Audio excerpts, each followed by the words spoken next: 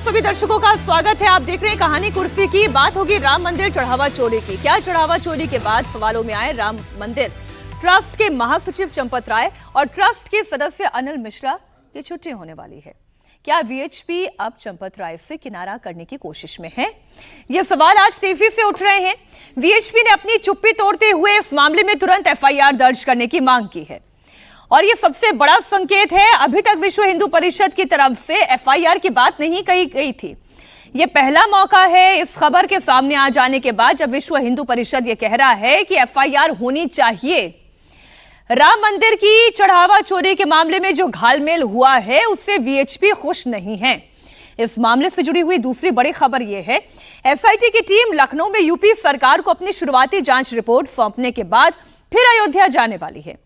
इससे पहले आम आदमी पार्टी के नेता संजय सिंह आज लखनऊ में एसआईटी प्रमुख विजय विश्वास पंत से मिले और राम मंदिर चंदा चोरी से जुड़े हुए सबूत भी सौंपे। संजय सिंह ने एसआईटी को कुल 11 दस्तावेज सौंपे हैं, जिसमें उन्होंने चंपत राय पर औने पौने जमीन को मनमाने रेट पर खरीदने का आरोप लगाया। हालांकि आपको यह ध्यान होगा क्योंकि यह खबर हमने खूब की है, हमने आपस में भी खूब चर्चा की है और इसमें मुझे ध्यान है कि सर्कल रेट जैसी कुछ बातें थी जिनका हवाला दिया गया था। लेकिन चूंकि अब ये मामला खुला है, इसमें संजय सिंह ने भी जो आरोप लगाए थे उनकी भी पड़ताल होनी जरूरी थी, इसलिए वो जब पहुंचे उन्होंने दस्तावेज सौंपे हैं। क्या कहा संजय सिंह ने वो आप सुने। सबूत है मेरे पास जमीन घोटाले से संबंधित और वो सारे कागजात एसआईटी के सामने रखूंगा। सर, एसआईटी को लेकर के जो है विश्व हिंदू जो अंतर्राष्ट्रीय अध्यक्ष हैं उन्होंने भी एफआईआर की मांग की, दोषियों के खिलाफ कार्रवाई की मांग की, तो इसको किस तरीके से देखें? तो अब तक कार्रवाई क्यों नहीं हुई? अब तक कार्रवाई होनी चाहिए थी ना। किसने रोका है कार्रवाई के लिए? आपस में ही एक दूसरे से मांग कर रहे हैं। राम मंदिर चढ़ावा चोरी मामले में पिछले 24 घंटे के अंदर जो कुछ घटनाक्रम हुए उससे तो ये साफ दिखाई दे रहा है कि वीएचपी राम मंदिर ट्रस्ट मैनेजमेंट के कामकाज से खुश नहीं है। विश्व हिंदू परिषद ने तुरंत इस मामले में एफआईआर दर्ज करने की मांग की, फास्ट ट्रैक कोर्ट में केस की सुनवाई करने की मांग की। वीएचपी के अंतर्राष्ट्रीय अध्यक्ष आलोक कुमार ने कहा कि इस मामले में अब एफआईआर दर्ज करने का समय आ गया है। अब वो स्टेज आ गई है कि पुलिस में एफआईआर करे। हम चाहेंगे कि ये एफआईआर जल्दी हो और हम ये भी चाहेंगे कि अच्छे से अच्छे, योग्य से योग्य पुलिस अफसरों को, जिन एक्सपर्ट्स की जांच में जरूरत हो उन एक्सपर्ट्स को लगा करके जांच, सब लोग जो इसमें इन्वॉल्व हैं या जिन पर आरोप है उन सब की जांच की जाए। किसी का बचाव नहीं, किसी का फेवर नहीं, किसी का दबाव नहीं। हम ये भी चाहेंगे कि जब कोर्ट में चालान फाइल करे पुलिस तो वो फास्ट ट्रैक कोर्ट हो, रोज रोज की सुनवाई हो। और मेरा तो मन करता है कि अगर इन सब दोषियों को 4 महीने में हम कोर्ट से सजा दिलवाकर सलाखों के पीछे भेज सकेंगे तब हिंदू समाज को संतोष होगा। पत्र अगर किसी ने देना है तो ये मॉरल रिस्पॉन्सिबिलिटी लेके देना नहीं है। ये इसलिए भी हो सकता है कि जांच अब प्रभावित रहे, पर मैं उन दोनों को कोई सलाह नहीं दे रहा हूं। जैसा उनको ठीक लगेगा करेंगे। वह पक्की अंतरात्मा के व्यक्ति हैं। जैसा उन्हें ठीक लगेगा वो करेंगे, पक्की अंतरात्मा के व्यक्ति हैं। लेकिन एफआईआर करने का समय आ गया है। जो दोषी हैं उनके ऊपर कार्रवाई होनी चाहिए, जो आरोपी है उनकी जांच होनी चाहिए। मैं आलोक कुमार जी ने जो कहा, समीर जी, यही बात तो इतने दिनों से चर्चा में चल रही थी कि आरोपित जो है एफआईआर दर्ज क्यों नहीं हो रही है, जिनके ऊपर आरोप है वो अपने पद पर क्यों बने हुए हैं। और जो बात आलोक जी कह रहे हैं कि अंतरात्मा की आवाज तो उन्हें सुननी चाहिए, मैं कोई निर्देश नहीं दे रहा हूं, पर बात सारी उन्होंने कह दी है। देखिए, आज विश्व हिंदू परिषद कुंभकर्ण की नींद से जागा है। अभी तक विश्व हिंदू परिषद नीम बेहोशी की हालत में था और आज आकर आलोक कुमार जी जो ज्ञान दे रहे हैं कि अंतरात्मा की आवाज पे देना चाहिए, एफआईआर होना चाहिए, दूध का दूध पानी का होना चाहिए, फास्ट ट्रैक में केस चलना चाहिए। अभी तक अंतरात्मा की आवाज आलोक कुमार जी की और विश्व हिंदू परिषद की कहाँ थी? जब एसआईटी वहां चली गई, जब इतने आरोप लगे, सोशल मीडिया पे चल रहा है, पूरी चुप्पी लेकर बैठे थे आराम से चद्दर तान के सो रहे थे। वीएचपी और संघ तो कभी भी तुरंत रिएक्ट करता भी नहीं है। नहीं, तुरंत ये क्या बात है? एसआईटी आई, नहीं, एसआईटी की क्या बात है? एसआईटी तो भेजी है ना मुख्यमंत्री ने बना के। एसआईटी क्यों भेजी? जब पता है कि आग लगी है, धुआं उठा, तो जांच के लिए एसआईटी भेजी है। जब मामला ये उठ रहा था, ये नैतिकता का था, जब लग रहा है कि राम जैसे पवित्र स्थान पर कोई अपवित्र काम हो रहा है, तो पहले ही दिन ये कह रहा था कि भाई तत्काल जांच हो, इसके लिए तत्काल एसआईटी गठित हो, तत्काल एफआईआर हो। और ये कहना चाहिए था कि एसआईटी लखनऊ अयोध्या छोड़ने के पहले जो जांच की है वो एफआईआर दर्ज यहां पर करवाए। मुख्यमंत्री से मिलकर आप मांग करते हैं, मुख्यमंत्री के पास जाके कहते हैं कि तत्काल जांच करवा के इसकी एफआईआर करवाओ। अब जब इन विश्व हिंदू परिषद को लग रहा है कि चंपत राय को बचाना नामुमकिन है, अब पता लग रहा है कि वो पूरी तरीके से इसके अंदर उनकी जो लापरवाही है वो सिद्ध हो रही है। मैं ये नहीं कह रहा हूं कि चंपा राग ने पैसा खाया या गबन किया है। चंपा राग के नेतृत्व में जो लोग थे, उन लोगों ने जो गबन किया है, वहां पे चोरी की है, उनकी लापरवाही के कारण हिंदू समाज को शर्मिंदा पूरे दुनिया में होना पड़ा है। अब विश्व हिंदू परिषद की नींद खुल रही है। कह दिया गया हो कि भैया चंपत राय को हम बचा नहीं सकते, अब एफआईआर दर्ज होगी तमाम लोगों पर, तो फिर मजबूरी में आकर सामने कहना पड़ा है आपको। मतलब आप जब कानूनी रूप से फंस गए तो आप शहीद होने का वो मत कीजिए कि जब आपको फांसी हो रही है, आपने गुनाह किया और आप फांसी के फंदे पे चढ़ रहे हो, तो आप शहीद होने का नाटक मत कीजिए। मतलब आप सीधे सीधे इसके अंदर गुनाहगार रहे हो। क्या बड़े बड़ों पर एफआईआर होगी और इस्तीफे की खबर बहुत जल्द आएगी? जो भी इन्वॉल्व पे होना चाहिए, बड़ा हो, छोटा हो, मजला हो, इससे कोई लेना देना नहीं है। जो इसमें एसआईटी को लगता है कि ये शामिल है, शक के दायरे में है, एसआईटी को लगता है उस पर एफआईआर दर्ज हो, पुलिस निष्पक्ष जांच करे, पैसा वसूल करे और तत्काल फास्ट ट्रैक कोर्ट में केस चले और उनको सजा हो। ठीक, राघी जी। हाँ हर्षवर्धन जी, जो आप ठीक समझे। इस पर एक थोड़ी सी मतलब इसको थोड़ा संदर्भ में देखें। समीर जी जो कह रहे हैं उनकी नाराजगी बिल्कुल जायज़ है, हम लोग भी यही कह रहे हैं। लेकिन इसमें एक शब्द सुनने के बाद मुझे लगता है कि क्या अभी भी चंपत जी इतने कड़े कलेजे के हैं? विश्व हिंदू परिषद के अंतर्राष्ट्रीय अध्यक्ष हैं आलोक जी, और आलोक जी कह रहे हैं कि अंतरात्मा के वो पक्के व्यक्ति हैं, अगर मैंने ठीक सुना। हाँ, यही बोला उन्होंने, अंतरात्मा के पक्के लेकिन व्यक्ति। उनकी बात मुझे लगता है कि जो हम लोग पिछले कई दिनों से बात कर रहे थे, ये राष्ट्रीय स्वयंसेवक संघ का रुख है, कितना भी बड़ा व्यक्ति हो उसको छोड़ा नहीं जाए, 4 महीने के भीतर एफआईआर करके दोषी को सजा दिलाई जाए, उससे कम में हिंदू समाज की आस्था और विश्वास वापस नहीं आ सकता है। यही बात हम लोग पिछले 5 दिनों से कर रहे हैं। और मुझे लगता है कि अगर आलोक जी आज ये कह रहे हैं, क्योंकि उसमें एक जो चीज थी जिसको हमें समझना चाहिए, शायद ये काम चंपत जी, अनिल मिश्रा और गोपाल राव इनको पहले करना चाहिए था। कभी तो आपका अपना भी तो जागेगा ना। कई बार होता है ना कि आप ऊपर से कहना नहीं चाहते हैं, इस तरह की स्थितियां बनती हैं, और चूंकि ये बहुत संवेदनशील मसला था, अब तो सवाल यह और बड़ा खड़ा होता है कि जो व्यक्ति इसमें शामिल थे उनको रोका नहीं गया या उनको छिपाया गया? पता था नहीं, या पता नहीं था इसलिए हुआ, या पता था उसको छिपा लिया गया? ये सारे सवाल भी खड़े होते हैं। और मैं फिर कह रहा हूं, आलोक जी का रुख एकदम जायज है, दुरुस्त है। मैं इसको देर आए दुरुस्त आए कह रहा हूं, लेकिन उसके साथ यह भी जोड़ रहा हूं, एफआईआर तो अब उत्तर प्रदेश सरकार को करनी है। एफआईआर तो अब योगी आदित्यनाथ को करानी है, क्योंकि कानून व्यवस्था तो राज्य के अंदर आएगा ना, तो वो उन्हीं को करनी है। सवाल यह है कब होगी एफआईआर और कब तक? अभी जो और भी लोग मौन हैं वो भी कब तक रहेंगे मौन? आलोक जी ने तो अपनी बात एकदम स्पष्ट रख दी है। देखिए, मैं समीर जी की नाराजगी, कटु शब्द जो है, मैं उनकी अपनी जगह सही हो सकता है, लेकिन मेरा मानना है कि एसआईटी के रिपोर्ट में यदि चंपत राय का नाम आया है तो बिल्कुल उनके नाम से ही आप एफआईआर कीजिए।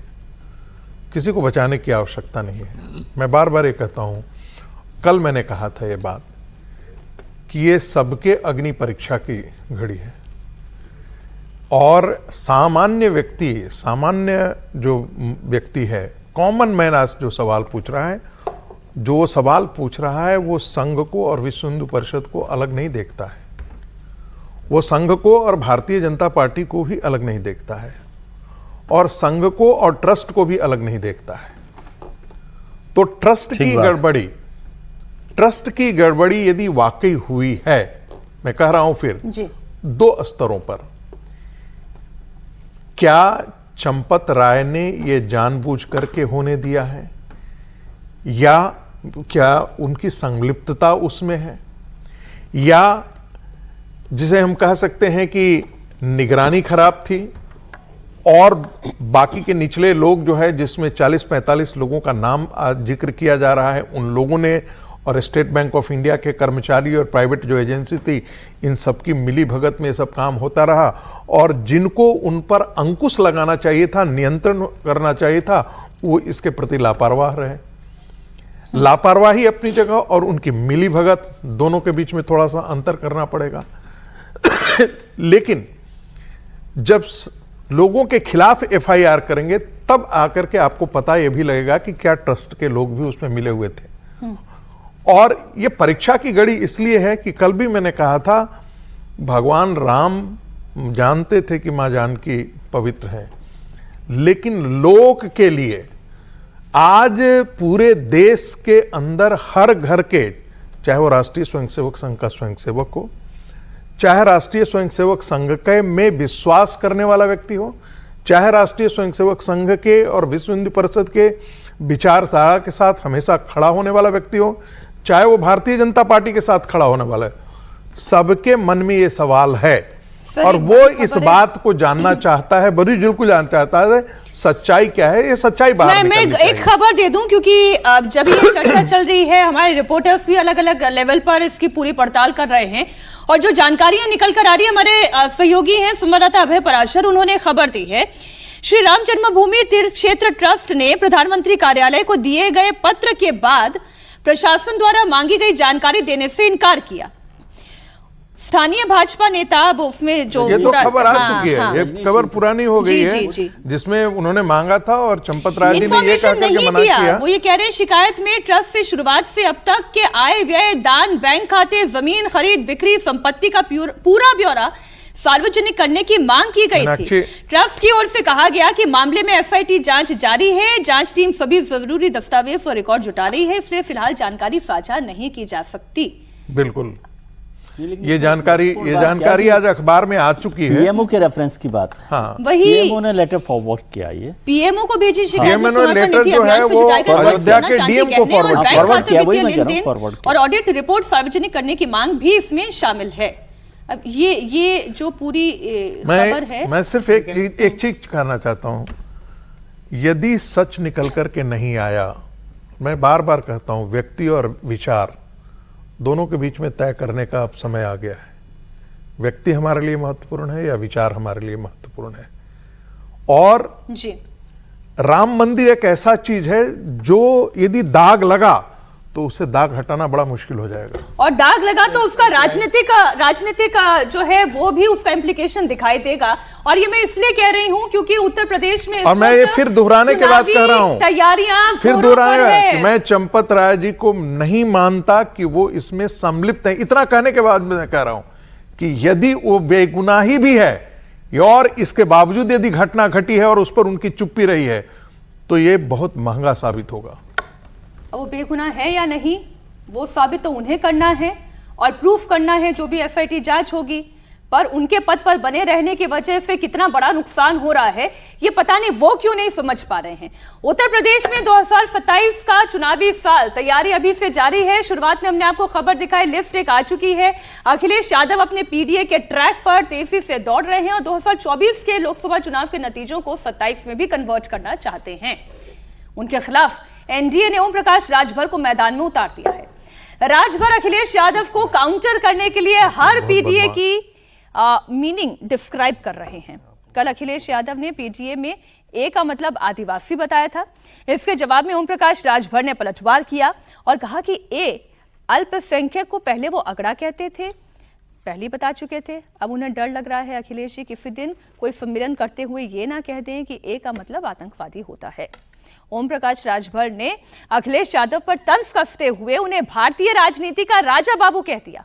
साथ ही अखिलेश यादव के पीडीए को भी उन्होंने डिकोड किया। जल्दी से वो डिकोड में पढ़ देती हूँ। राजभर ने एक्स पोस्ट पे लिखा, अखिलेश यादव ए का मतलब अल्पसंख्यक, अगड़ा, आदिवासी बता रहे हैं। डर ये लग रहा है कि किसी दिन सम्मेलन करते हुए वो ये ना कह दें कि ए का मतलब आतंकवादी होता है।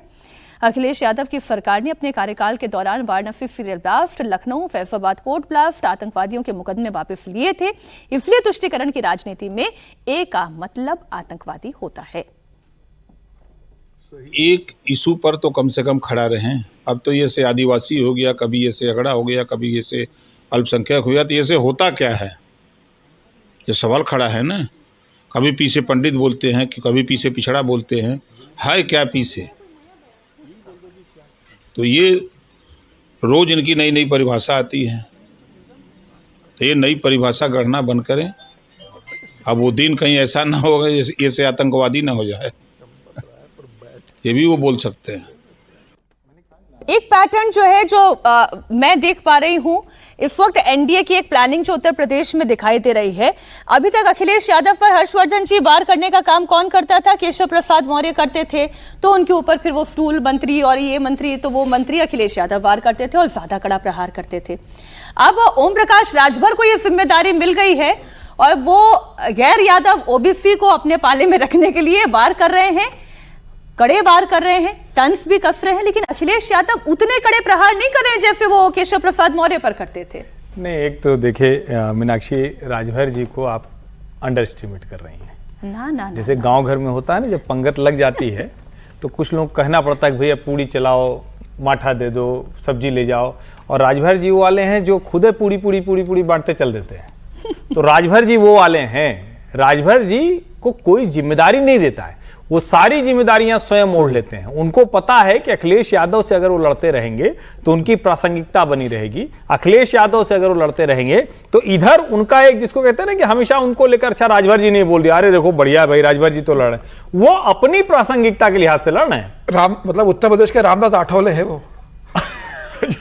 कह सकते हैं। हालांकि अठावले जी का क्या है कि वो राजनीतिक तौर पर एकदम ही वैसे हैं वो थोड़ा, लेकिन राजभर जी के पास अपना एक, उस तरह से कहें तो अच्छा कुछ जिलों में मतदाता समूह है, 4-5 जिलों में। लेकिन राजभर जी कह रहे हैं, अगर उसको हम अब गंभीरता से देखें, बात तो वो ठीक कह रहे हैं, उन्होंने तथ्य बोला है। अखिलेश यादव देश के अकेले मुख्यमंत्री हैं जिन्होंने आतंकवादियों का मामला वापस लेने की सिफारिश की थी और इलाहाबाद उच्च न्यायालय ने टिप्पणी की थी कि ऐसे तो कलाप आतंकवादियों को पद्म भूषण, पद्म विभूषण, जाने क्या क्या दे देंगे। और यह भी सच है कि जिस तरह से आधी आबादी, अल्पसंख्यक, अगड़ा, तो हो सकता है किसी आदिवासी के बाद आतंकवादी भी हो जाए। तो गंभीरता से अगर देखें तो राजभर ज्यादा बेहतर नजर आ रहे हैं, अखिलेश यादव हास्य का पात्र नजर आते हैं, जिस तरह से वो बार बार अलग अलग तरीके से पीडीए बताते हैं। उत्तर प्रदेश में कुल अगर वोट बैंक को हम देखें विजय जी, तो तकरीबन 50 से 52% ओबीसी वोट बैंक का हिस्सा है। उसमें भी जो सबसे बड़ा चंक है वो यादव वोट बैंक का है, 19% का। एनडीए की ये जो कोशिश है, अब एनडीए की कोशिश है या ओम प्रकाश राजभर ने खुद ने ये बैटन अपने हाथ में ले लिया, जैसे हर्षवर्धन जी बता रहे हैं, इसका समाजवादी पार्टी को नुकसान हो सकता है?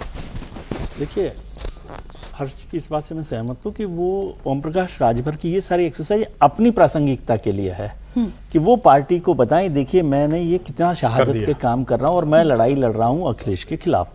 भारतीय जनता पार्टी को फायदा उसमें यह है कि कुछ बोल भी दे तो ठीक है, ओम राजभर जी ने बोला है, पार्टी को सीधे सीधे से उसमें नहीं पढ़ना पड़ता और उसमें बिजी रहेंगे। अखिलेश जी भी लेकिन सर पूर्वांचल में इसी राजभर वोट बैंक की बात करें तो ये 12% से ज्यादा का है। हाँ वो है राजभर, तो इसलिए तो राजभर जी को साथ में रखे हुए हैं वो, और उनकी प्रासंगिकता। नहीं, मुझे लगता है तथ्यात्मक तौर पर गड़बड़ है। पिछड़ों में हो सकता है, पिछड़ों में 12% पिछड़ों की बात कर रही हूँ, वो भी कुछ जिलों में सिर्फ। हाँ, कुछ 4-5 जिले हैं जहाँ पर पिछड़ों में। वैसे पूरे उत्तर प्रदेश में 3 से 4 पिछड़ों में ही मैं कह रही हूँ कि सब कैटेगरी करते हुए 3 से 4% के आसपास है, लेकिन पूर्वांचल में 12% तक है।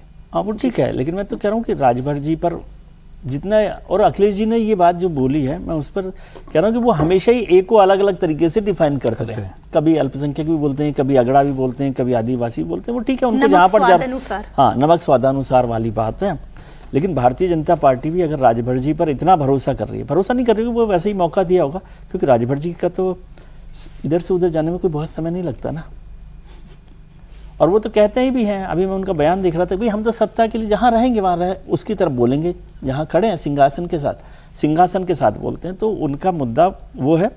अखिलेश जी अपने तरीके से लड़ाई लड़ रहे हैं, वो कितना वोट बैंक, ये रोड मैप कहाँ लेकर जाएगा? वो हस्तिनापुर के खूंटे से बंधे हैं। हाँ फिलहाल हस्तिनापुर के खूंटे से बंधे हुए हैं। थोड़ा सा और लेकिन मैं कर दूं, 1% से भी कम है पूर्वांचल में, पूरे उत्तर प्रदेश में 1% से भी कम है। 1% से भी कम। ठीक। अरे आप उनको बनाने दीजिए ना दुकान। नहीं राजभर जी की नहीं ठीक है, सही आपके जानकारी नहीं कह रहा, मैं जानी राजभर चाहिए। जी के लिए कह रहा हूँ। दूसरा बात, मैं एक निवेदन उस पर कर दूं, राम मंदिर वाले मुद्दे पर, कि इस जो आलोक कुमार जी बोले हैं, इसका मतलब पानी सर से गुजर गया, विश्व हिंदू परिषद को लगा, और उनको लगता था, और मुझे तो लगा जब आलोक जी का ये मैंने स्टेटमेंट देखा था कि उससे पहले ही ये खबर आ जाएगी कि चंपत राय जी और जो तीनों लोग इस्तीफा दे देंगे, लेकिन उसके बाद भी इस्तीफा की खबर नहीं आई। मुझे लगा था कि साथ साथ ही ये खबर आ सकती है, बल्कि उससे पहले भी वो खबर आ सकती है। ये बात है, और ये राम भक्तों का दबाव है, समझे? जो लोग जो उस दिन पहले दिन हमने कहा था कि 2 दिन पहले हरिद्वार के अंदर संत सम्मेलन हुआ था, विश्व हिंदू परिषद और संतों ने मिलकर के बैठक की थी, और उसमें मंदिर मुद्दा बहुत गंभीरता से और बहुत आक्रामकता से जोर शोर से उठाया गया था। क्या ये उसका परिणाम है? जो भी है, लेकिन राम भक्तों में पूरे देश दुनिया में भी जो प्रतिक्रिया हो रही है, उसका दबाव भी वहां पर दिखाई दे रहा है। और बिना दबाव के तो होता नहीं। अभी तक तो हम लोग सर्टिफिकेट ही बांट रहे थे चंपत राय जी को। मैं किसी भी व्यक्ति को न सर्टिफिकेट ये बांटने की वो बेईमान है या ईमानदार है, इस पर जाता नहीं। कानून जो है अपने तरीके से देखता है। एक पक्ष था कानून का कि भाई ये अपराध हुआ चोरी का। सर, नए सीईओ मिलने वाले हैं क्या राम मंदिर को? वो तो उसकी भूमिका पहले बन गई। इस पर हम बहुत लंबे समय से चर्चा कर रहे हैं कि वो ये सारी भूमिका उसके लिए तो है ही, लेकिन मैं कह रहा हूँ राम भक्तों का दबाव हुआ। दूसरा राजनीतिक दबाव हो गया, जो हमने उस दिन कहा था कि ये अयोध्या का 2024 में सीट चोरी हुई, अब ये चंदा चोरी 2027 में सरकार चोरी तक ना पहुंच जाए, ये डर भी भारतीय जनता पार्टी संघ परिवार को है। और ये कहना कि विश्व हिंदू परिषद को और संघ को और बीजेपी को लोग अलग अलग देखते हैं या ट्रस्ट को, वो तो है ही चारों लोग एक ही, इसमें अलग देखने की क्या बात है। ट्रस्ट भी संघ का, बीजेपी भी संघ की, विश्व हिंदू परिषद भी संघ के, तो इसमें अलग कुछ नहीं है। लेकिन संघ की चुप्पी जो है वो उनकी भूमिका को और उनका जो एक कहना चाहिए सर्टिफिकेट है कि वो बेहतर तरीके से काम करते हैं, उसको डेंट किया इसने। समीर जी, बात पीडीएफ से शुरू हुई थी, घूम फिर करके वापस विजय जी राम मंदिर पर। बड़ी बात है। एक चीज मैं कहूंगा, संघ की भूमिका कहां से संदेह के घेरे में आ गई? संघ विश्व हिंदू परिषद को संघ से अलग थोड़ी करते। ठीक कह रहे हैं आप, लेकिन ऐसा थोड़ी ना होता है कि जहां भी जो काम कर रहा है उस पर तुरंत संघ कोई प्रतिक्रिया देता है, कभी नहीं देता है। लेकिन ये तो सच है ना, लेकिन ये तो सच है ना कि संघ, अगर विश्व हिंदू परिषद के बड़े नेता आलोक जी ये बयान दे रहे हैं तो इसका मतलब संघ क्या चाह रहा है वो तो स्पष्ट है। लेकिन ऐसे कोई नी-जर्क रिएक्शन संघ के स्वभाव में भी नहीं रहा, चाहे वो विरोध में हो या फिर उनके पक्ष में। हाँ, उनको ये जरूर पता है, और मेरी जो अपनी निजी जानकारी है, संघ का शीर्ष नेतृत्व इसको लेकर बहुत गंभीर है। अब ये चंपत जी को सोचना है कि इतने लंबे समय से जो पूरा का पूरा संघ परिवार आप कह लीजिए, वैचारिक अधिष्ठान कह लीजिए, हिंदू कह लीजिए, जो भी है, अगर उन सबको जो बात साफ साफ दिखाई दे रही है वो चंपत जी को, अनिल मिश्रा और गोपाल राव को क्यों नहीं समझ में आ रही?